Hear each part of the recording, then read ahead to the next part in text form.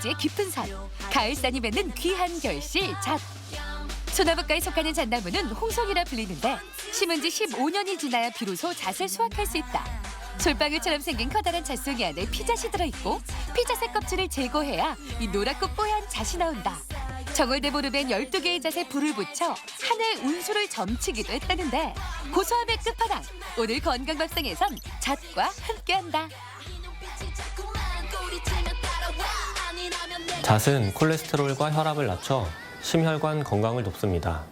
잣에 함유된 풍부한 불포화 지방산과 항산화 성분이 나쁜 콜레스테롤을 낮추고 혈관 내벽에 플라크가 쌓이는 것을 막는 효능이 있습니다. 또한 칼륨과 마그네슘이 풍부하게 들어있어 혈압을 낮추는 효능이 있습니다. 또한 잣은 혈당 조절 작용이 있습니다.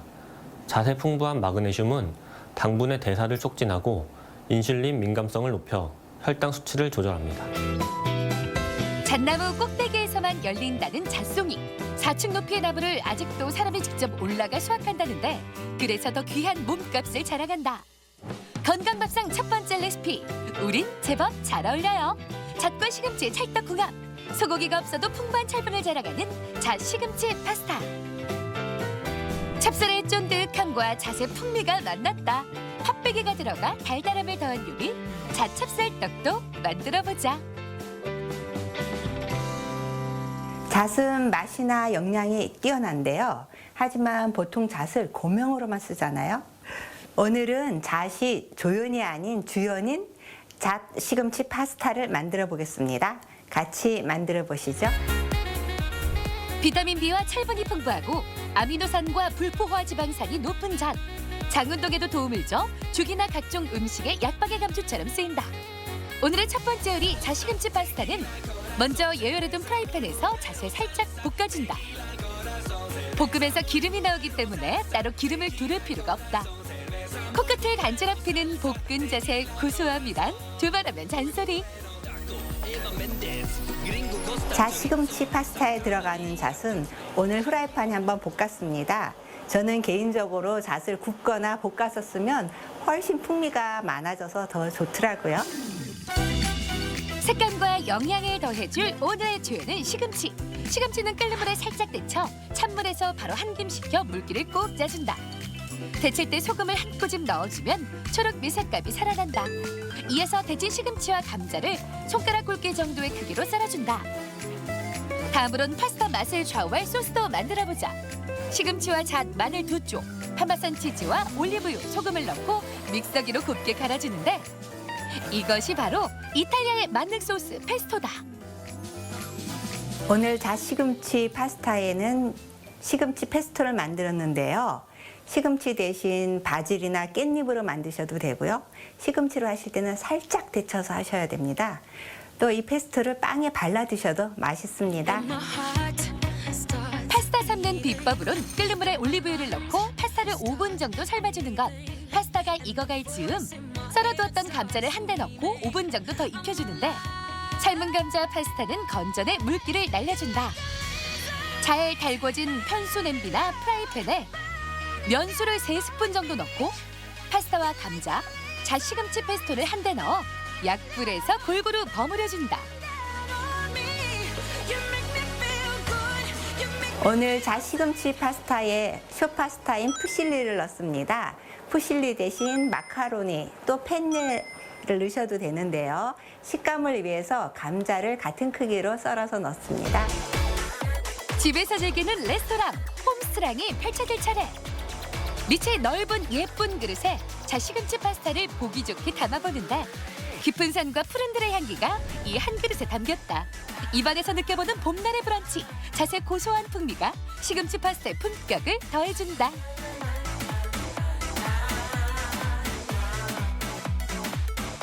보통 찹쌀떡 하면 만들기가 복잡하다고 생각하시는데요.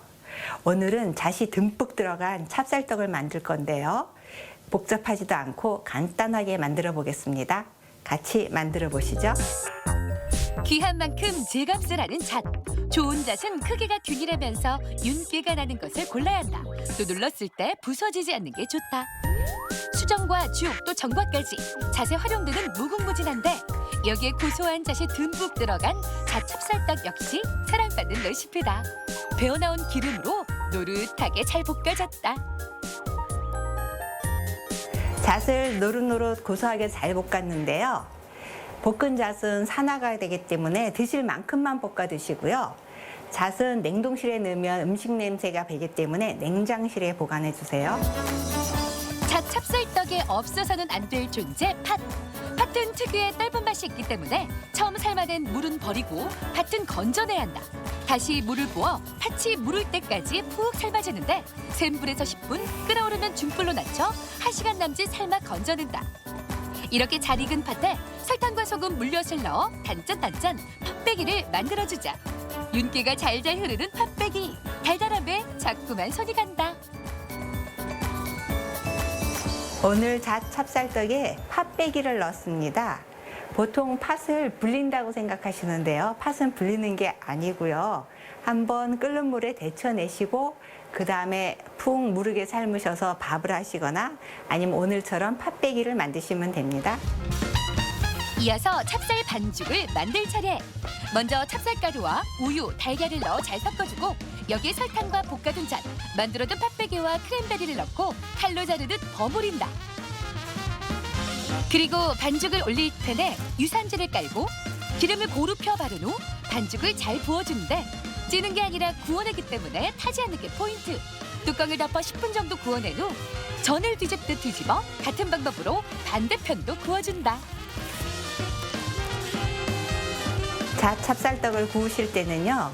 프라이팬을 약불에 하시고요. 유산지를 깔고 그 위에 기름을 발랐습니다. 한쪽 면에 10분씩 노릇노릇 구워주시면 됩니다. 얼핏 보면 피자 같기도 한 잣 찹쌀떡. 먹기 좋은 크기로 잘라내는데 하나씩 소포장에 냉동실에 두고 출출할 때 먹기에도 안성맞춤이다. 찹쌀과 우유가 만나 한층 더 부드러워진 맛. 여기에 고소한 잣과 달달한 팥이 환상의 하모니를 이룬다. 바삭하고 쫀득한 잣 찹쌀떡. 겉바속촉의 원조 아닐까? 잣은 스트레스 조절과 정서 안정에 좋습니다. 잣의 풍부한 마그네슘은 스트레스 호르몬의 분비를 조절하고 세로토닌 같은 행복 호르몬 분비를 촉진하는 등 다양한 방식으로 스트레스를 조절하고 정서를 안정시키는 효능이 있습니다. 또한 잣에는 비타민 K, 구리, 마그네슘, 망간, 아연, 오메가3 지방산 등 뼈를 튼튼하게 하는 성분이 풍부하게 들어있으며 비타민과 미네랄, 항산화 성분이 풍부하게 들어있어서 피부 재생과 노화 방지에도 도움이 됩니다. 하늘 맞닿은 곳에서 자란 잣.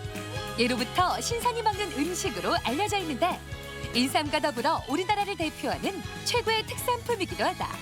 시금치와 잣으로 만들어낸 파스타부터 팥과 잣이 혼연일체가 된 찹쌀떡까지 어디에 들어가도 맛과 영양이 제대로 살아있는 잣으로 건강 자신감을 되찾아보자.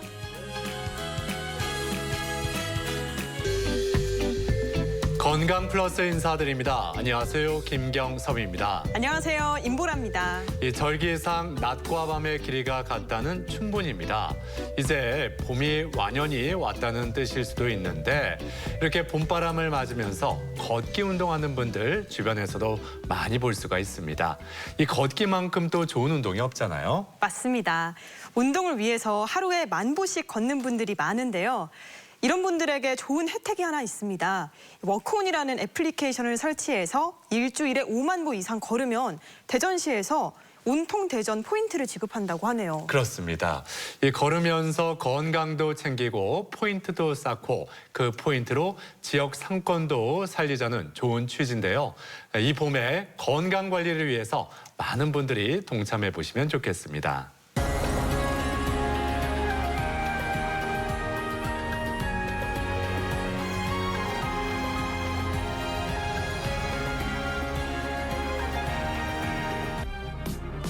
또래 아이들에 비해 유난히 부산하다거나 통제가 어렵고 놀이를 할 때도 자신의 순서를 기다리지 못한다면 단순히 장난이 심한 아이로만 봐야 할까? 주의력과 집중력이 현저히 떨어지고 한시도 가만히 있지 못하며 충동적인 행동을 보이는 정신과적 질환 ADHD. 주로 7세 이전의 아동에게 나타나는 흔한 질병 중 하나다. ADHD란 주의력 결핍 과잉행동 장애라는 질병으로 주의 산만, 과도한 행동, 충동 조절의 어려움 등을 주된 증상으로 보이는 정신과적 질병입니다. 일반적으로 아동기 초기부터 증세가 나타나서 장기적인 경과를 보이며 학습과 대인관계, 정서 발달까지 광범위한 영향을 줄 수 있습니다. ADHD 3대 핵심 증상인 주의력 결핍, 과잉 행동, 그리고 충동성. 아동이 주로 활동하는 가정이나 학교, 학원 중 적어도 2군데 이상에서 이런 증상을 보인다면 ADHD를 의심해봐야 한다. 감정 조절 자체가 힘들어 빈번하게 마찰을 일으키는 의사소통의 걸림돌. 오늘 TV 주치에서는 ADHD에 대해 자세히 알아본다. 네, 코로나19 시대에 학사 일정도 많은 변화가 있었는데요. 그래도 초등학교 1학년생들은 매일 등교를 하고 있습니다. 아무래도 초등학교 1학년 아이를 둔 부모 입장에서는 가장 설레는 시기이기도 하지만 네. 가장 걱정이 앞서는 그런 시기이기도 할 거예요. 그렇죠. 내 아이가 단체 생활에 잘 적응할 수 있을지, 주의가 산만하진 않을지 걱정이 많은데요.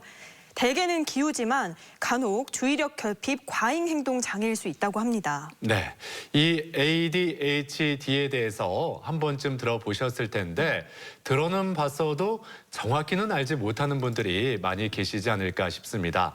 그래서 오늘 이 ADHD에 대해서 자세히 살펴보겠습니다. 도움 말씀을 위해서 건양대학교 병원 정신건강의학과 이무영 교수 나오셨습니다. 안녕하세요. 안녕하세요. 먼저 이 ADHD 어떤 질환인지부터 짚어주시죠. 네. 그 ADHD란 말 그대로 주의력 결핍 과잉 행동 장애를 얘기합니다. 그래서 이런 아이들은 이제 주의 산만이나 과잉 행동 그리고 충동성을 보이고요. 대개 아동기 초기에 발병해서 만성적인 경과를 겪습니다. 그리고 가정이나 학교 그리고 나중에는 이제 사회생활에도 지장을 초래할 수 있는 질환입니다. 네. ADHD라고 많이 들어보기는 했는데 실제로 얼마나 흔하고 유병률은 어떻게 될까요? 네. 저희 소아정신과에 방문하는 외래 환자의 한 40% 정도는 ADHD를 갖고 옵니다. 네, 물론 이제 진단이 내리는 경우도 있겠지만 주의가 산만해요라는 호소를 갖고도 오시기도 하거든요. 네. 그리고 국내 연구를 보면 ADHD 진단 유병률이 0.8%에 이제 불과하다고는 하지만 실제로 유병률은 굉장히 더 높을 가능성은 있습니다. 근데 이제 병원에 오지 않아서 진단이 안 되는 경우가 있을 것 같고요. 2006년도에 이제 국내에서 역학조사를 한 것을 보면 초등학생들은 한 13% 정도 있을 수 있다는 얘기가 나오고요. 그리고 ADHD는 남자아이에서 여자아이보다 한 6배 정도 더 많은 유병률을 갖고 있습니다. 네, 그렇군요. 아무튼 이 ADHD 3대 증상이 주의 산만, 과잉 행동, 충동성이다 이렇게 말씀을 해주셨는데 좀 더 구체적으로 설명을 해주시죠. ADHD의 아동의 이제 첫 번째 과잉 행동을 한번 보겠습니다. 과잉 행동이라는 것은 말 그대로 행동이 과도하게 많은 것을 이제 얘기하고요. 안절부절 못한다던가 아니면 꼼지락거리는 거. 그래서 우리가 보통 아이들 얘는 좀 가만히 있지를 못해 마치 모터가 달린 것처럼 계속 돌아다니려고 해 이런 표현을 쓰기도 하고요.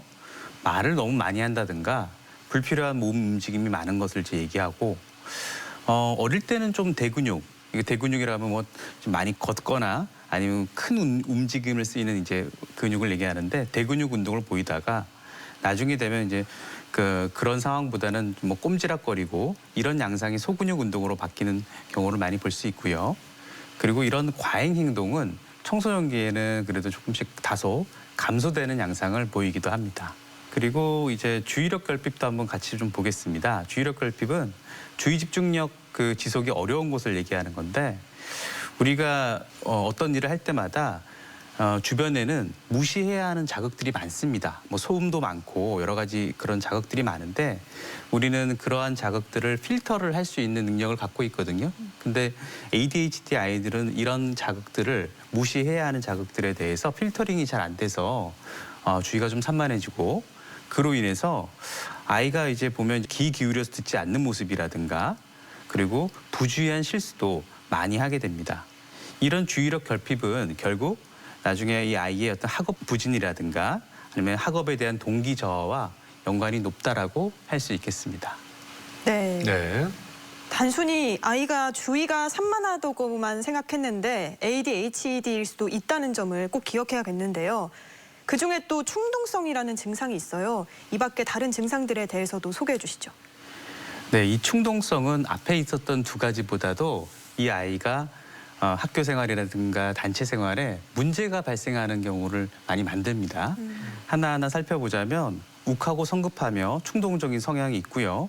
그리고 지시가 끝날 때까지 이제 기다리지 않고 반응한다든가 가장 문제가 되는 경우는 차례를 기다리는 걸 많이 어려워합니다. 그래서 학교 생활이라는 거는 이제 다른 아이들과 같이 지내면서 차례도 이제 지키면서 규칙을 배워가야 되는 나이인데 네. 그걸 이제 어려워하는 경우가 있고요. 불쑥 대답을 한다거나 수업에 방해가 되는 그런 양상을 보이기도 하고요.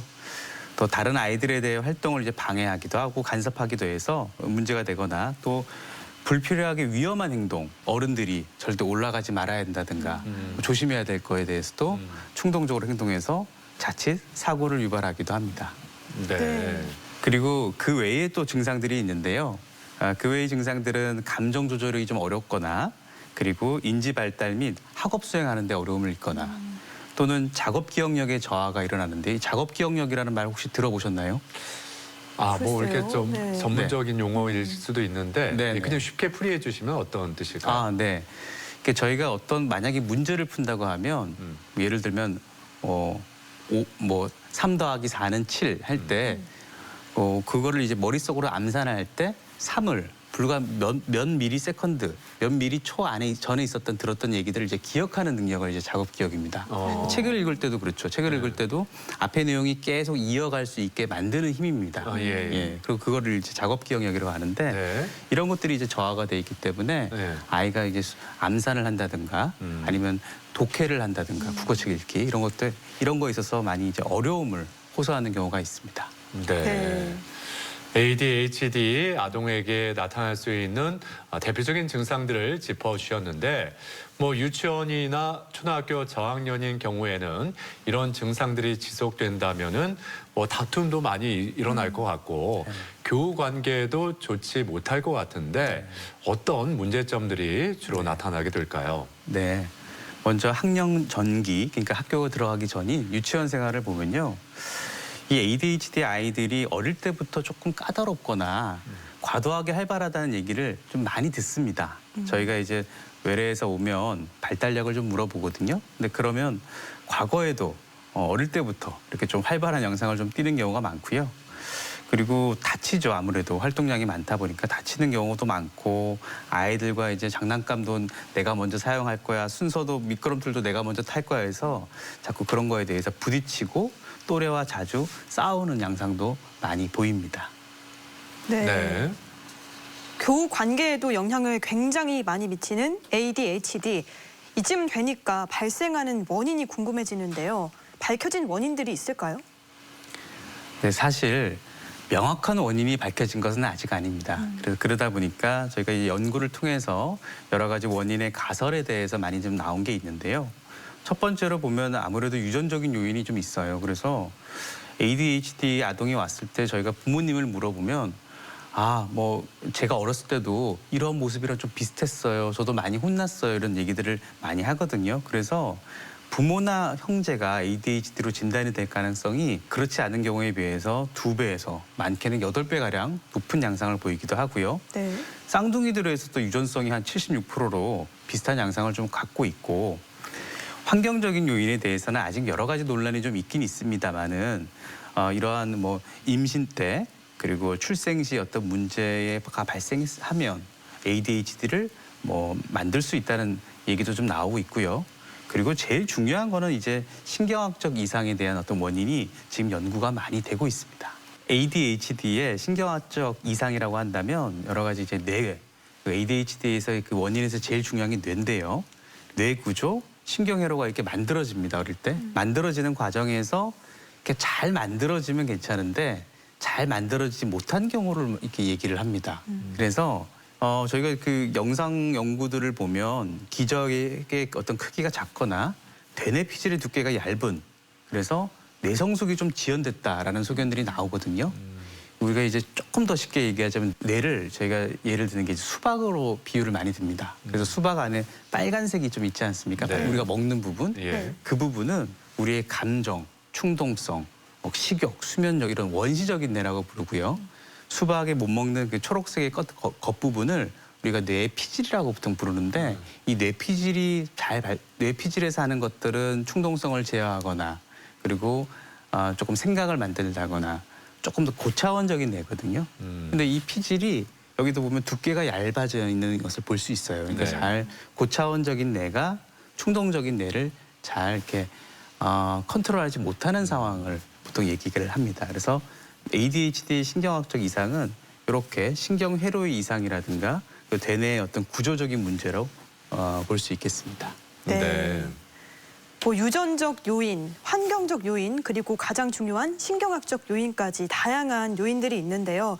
그렇다면 ADHD는 진단을 어떻게 받을까요?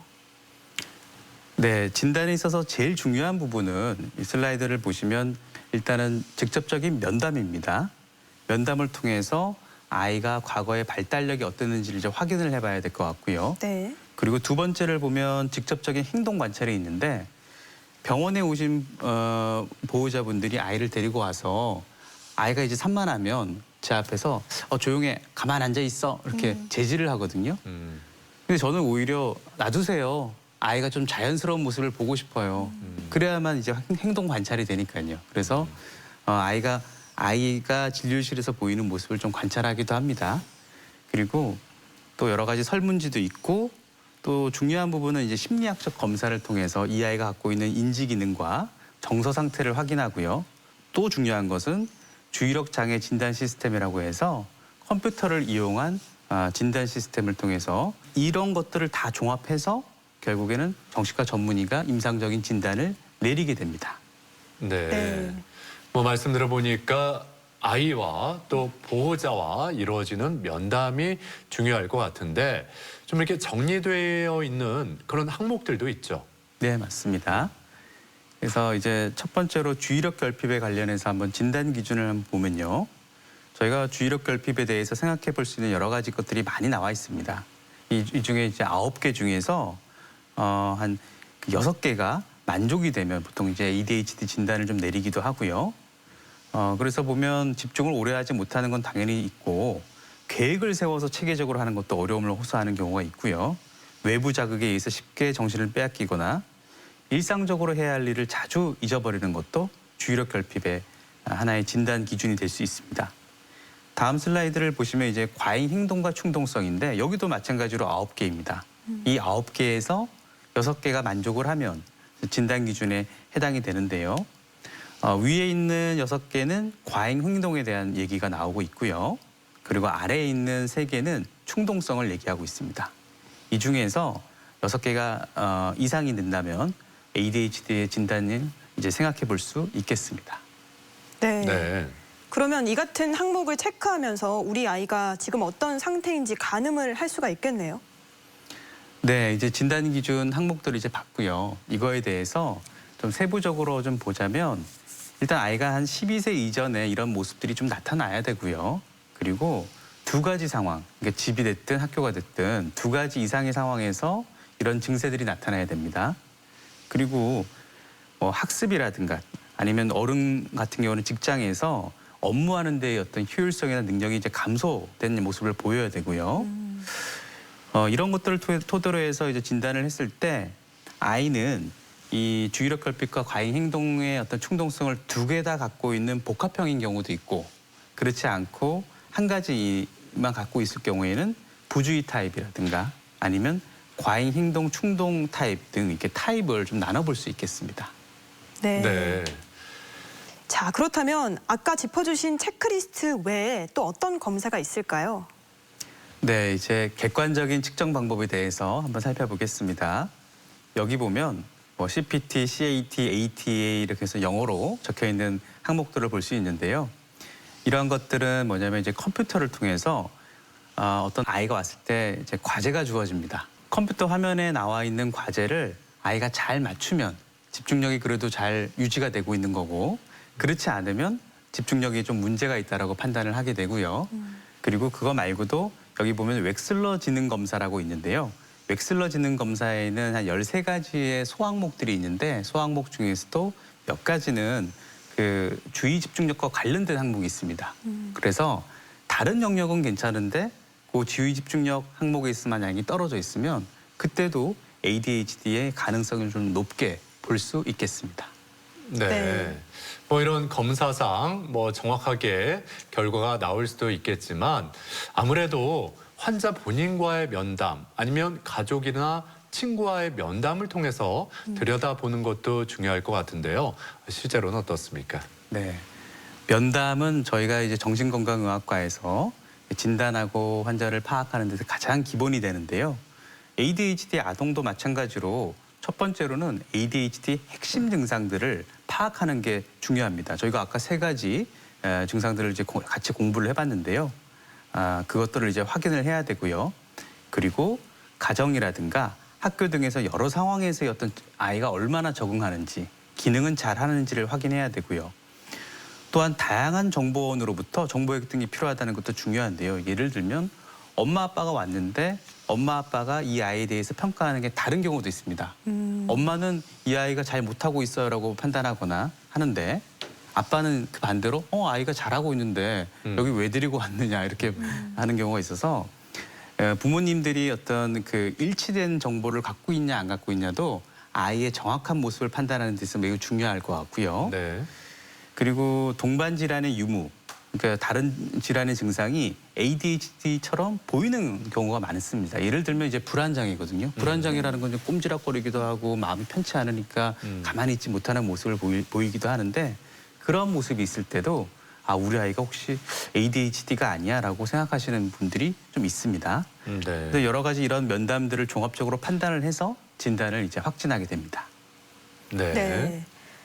ADHD를 앓으면 개인적인 문제도 발생할 수 있겠지만 사회적인 문제도 많을 것 같아요. 연령대별로 어떤 문제들이 나타날까요? 그 학창 시절, 초등학교 학창 시절은 그래도 아이에게서 어떤 문제가 크게 두드러지진 않는데 네. 아이가 이제 치료를 받지 않을 경우 청소년기를 넘어가고 성인기로 넘어가면 분명히 사회적인 어떤 기능에 상당한 영향을 주게 됩니다. 청소년기는 아무래도 뭐 학업에 있어서 어려움 그리고 학업을 중단하는 경우도 많이 발생하게 되고요. 그리고 성인기는 아무래도 이제 직업을 선택하거나 아니면 배우자를 만나거나 배우자를 만났다가도 결혼이라는 그 과정을 좀 실패하게 되거나 이런 것 그리고 또 술에 대해서 좀 의존하거나 그런 모습도 보이기도 합니다. 네. 네.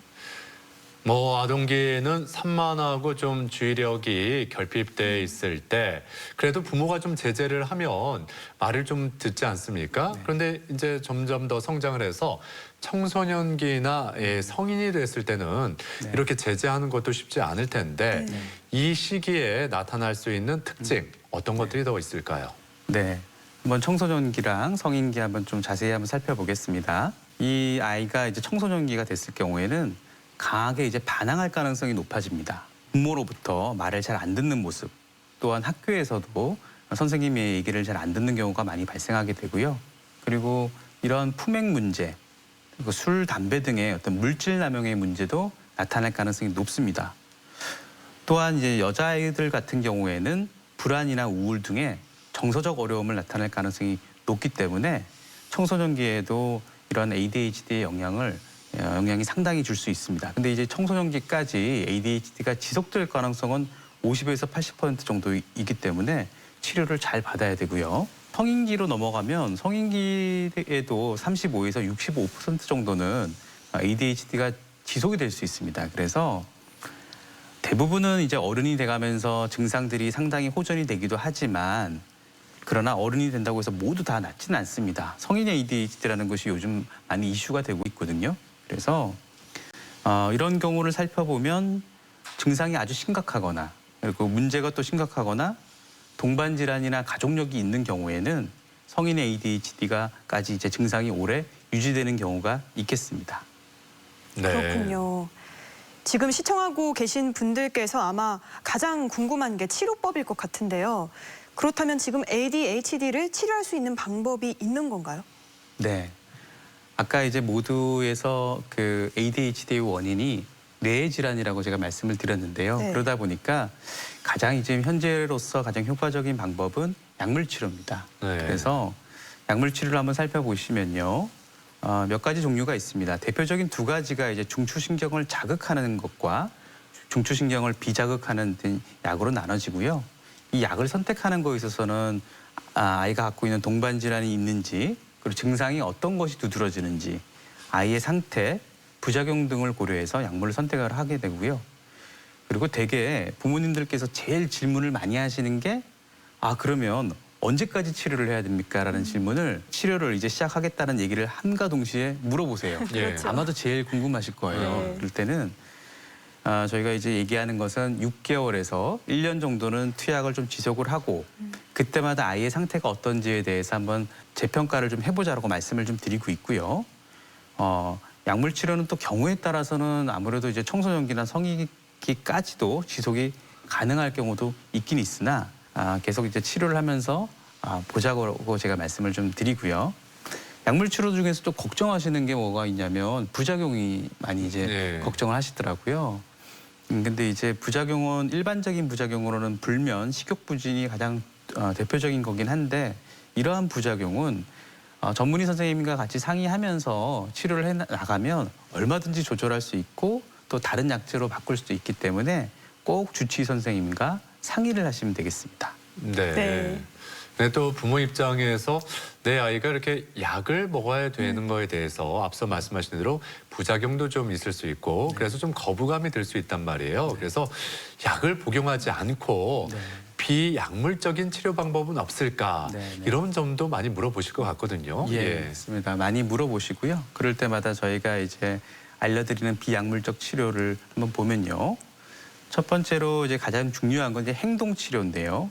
행동은 이제 부모에게 접근하는 것과 아이에게 접근하는 거로 두 가지로 나눌 수 있겠습니다. 그래서 첫 번째는 부모 훈련입니다. 그래서 이런 아이들을 다루기가 굉장히 어렵기 때문에 보상이라든가 제재라든가 칭찬이라든가 이런 것들을 적절하게 사용할 수 있는 기술, 훈련을 시켜드리고요. 두 번째는 이제 아이에게 직접적으로 훈련을 하는 건데요. 아이들이 정리하기를 어려워하는 경우를 아이가 안 하려고 하는 게 아니라 못해서 하거든요. 그래서 이런 것들을 정리, 계획 세우기, 할 일에 대해서 관리하기 등을 직접적으로 가르쳐주고 훈련하는 이러한 행동 치료를 이제 로 접근하는 경우가 있습니다.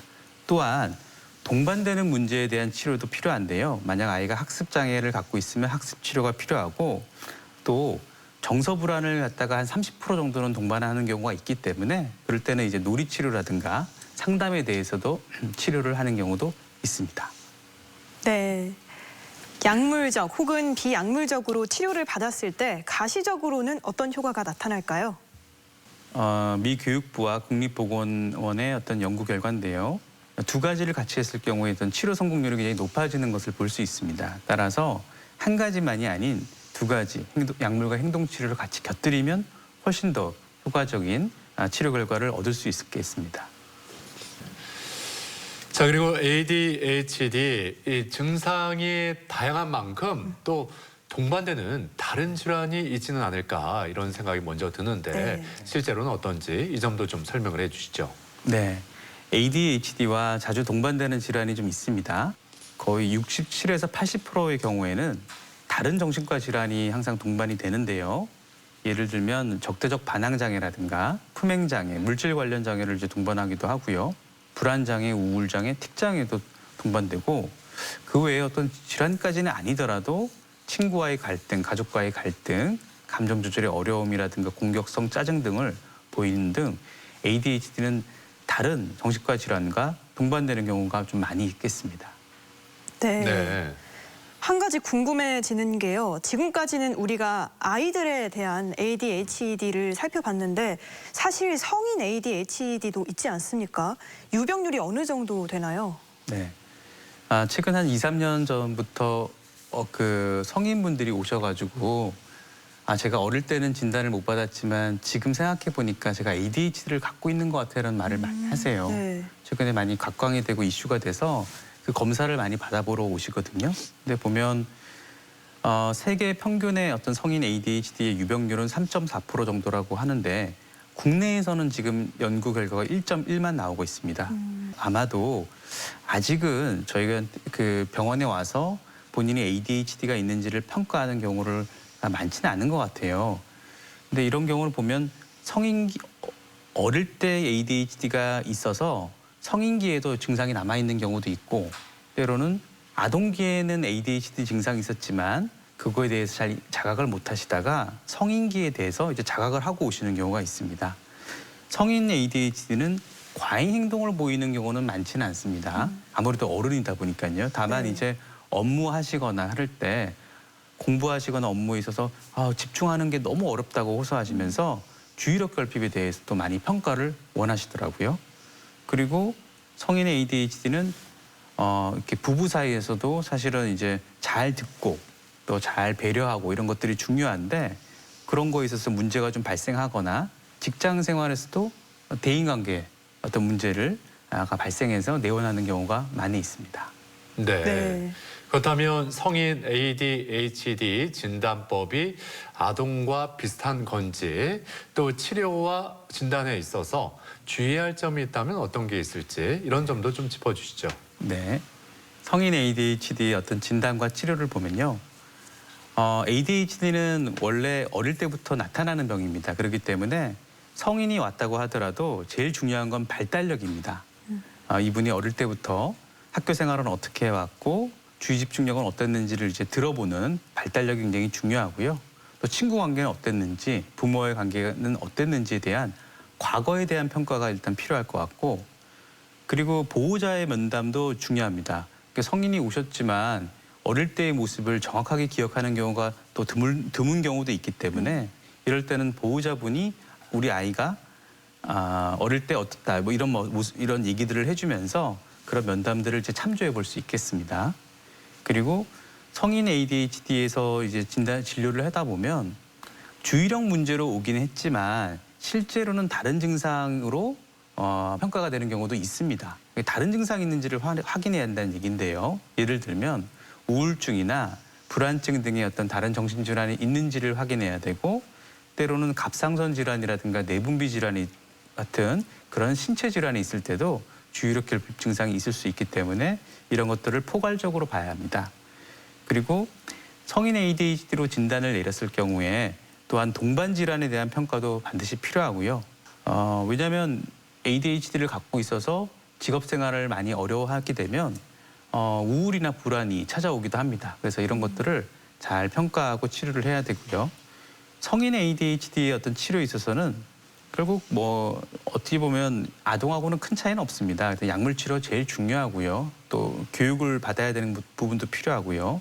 인지행동 치료 등을 시행할 수 있고 또한 가족이나 배우자도 함께 치료에 참여하는 게 중요한데 왜냐하면 그 ADHD 자체에 대해서 가족들도 잘 배우거나 배우자도 좀 배워서 이 사람이 갖고 있는 어떤 취약점, 특이점들을 함께 이제 알게 되면 서로 이제 좀 치료 과정에서 더 원만할 수 있기 때문에 꼭 참여를 시키고 있습니다.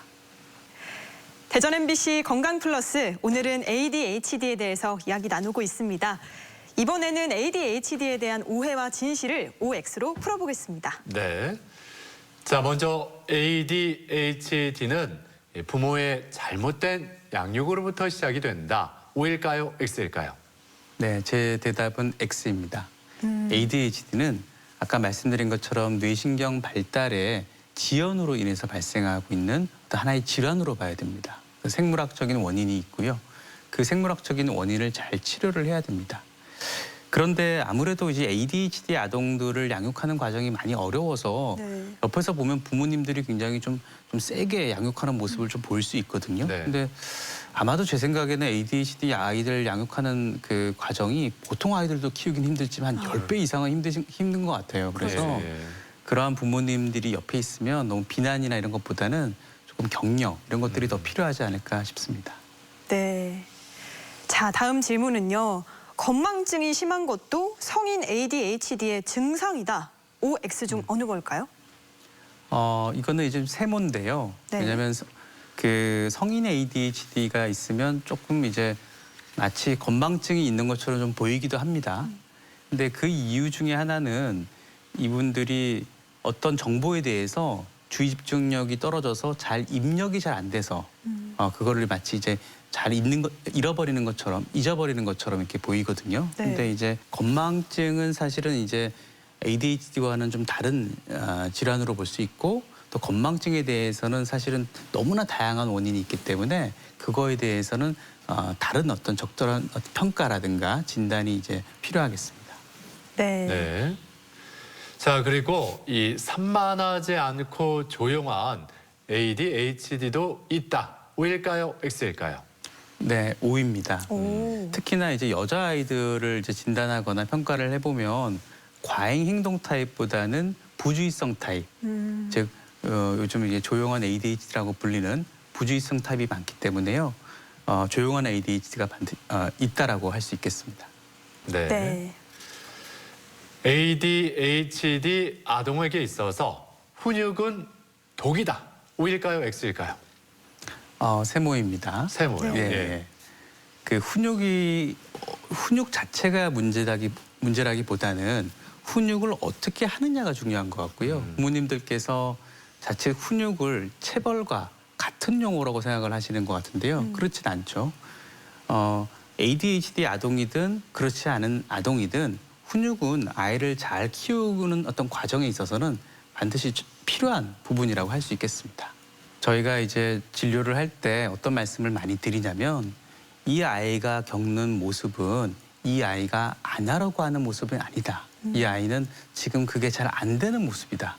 부모님이 그런 마인드를 갖고 이 아이를 대해야지만 부모도 사람이기 때문에 아이가 잘 못하는 모습 보면 화도 나고 그러다 보면 소리도 지르게 되고 혼내기도 하거든요. 네. 그래서 이 아이는 지금 하나의 질환을 갖고 있고 조금 치료가 필요한 아이다라고 인식을 해주시면 그러면 사실 행동을 억지로 바꾸진 않더라도 그런 생각만 갖고 있어도 자연스럽게 부모님이 아이에게 대하는 태도가 많이 달라집니다.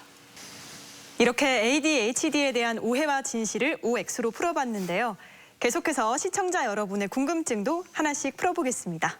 아이가 좋아하는 게임을 할 때에는 집중을 잘하는데 그렇다면 ADHD가 아닌 건가요? 네. 아이가 자기가 좋아하는 거 할 때는 집중을 잘한다. 이걸 ADHD로 볼 수 있는 건지 아닌지 어떻습니까? 네. 아마도 그 아나운서님들도 내가 되게 재밌어하는 영상 이런 걸로 이제 컴퓨터 화면으로 보면 시간 가는 줄 모르실 겁니다. 예. 그런데 이제 아마 업무와 관련해서 일을 해서 막 영상을 본다면 굉장히 지겨울 겁니다. 힘들고. 네. 이 집중력이라는 것은 내가 원하지 않는데 정신적인 일을 투여할 수 있는 능력입니다. 재밌어하고 좋아하는 건 하는 일은 집중력에 평가하기는 좀 어렵습니다. 그래서 아이가 게임하는 걸로 집중력을 평가한다면 아마도 ADHD 진단받는 아이들은 아마 없을 것 같습니다. 예. ADHD는 나이가 들면서 자연스레 없어지기도 하나요? 사실 저도 이렇게 생각하고 있었거든요. 성인이 되면서 없어지는 것인지 좀 궁금합니다. 아이가 이제 어릴 때 진단을 받은 다음에 청소년기에는 한 50에서 80% 그리고 성인기가 되면 30에서 한 60% 정도로 분명히 자연스럽게 사라지는 경과를 밟는 분이 있긴 있습니다. 네. 그러나 주의해야 될 점은 그거를 믿고 치료를 하지 않으면 경과에도 안 좋을 뿐만 아니라 다른 부차적인 어떤 문제들을 계속 발생할 수 있기 때문에 적절한 치료는 꼭 필요하다고 볼 수 있겠습니다. 자, 끝으로 ADHD에 대해서 꼭 기억해야 할 점, 핵심을 요약해 주시면 좋을 것 같은데요.